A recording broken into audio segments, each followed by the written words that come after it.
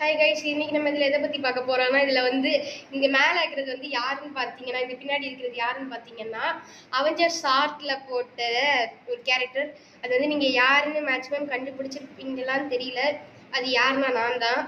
அதுதான் என்னை வந்து அவெஞ்சர்ஸில் இது வந்து போட்டிருக்கு. இது வந்து நான் இந்த ஃபோட்டோ வந்து கிப்லி ஆர்ட், அதாவது கிப்லி ஆர்ட் மாதிரி தான் இதுவும்.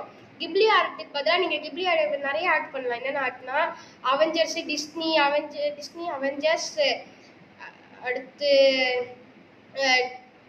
டோரிமான் இல்லை ஜிடிஏ, இந்த மாதிரி கிப்லி ஆர்ட், அந்த மாதிரி நிறைய ஸ்டைலில் நீங்கள் கிப்லி ஆர்ட்டுக்கு பதிலாக நிறைய ஸ்டைலில் பண்ணிக்கலாம்.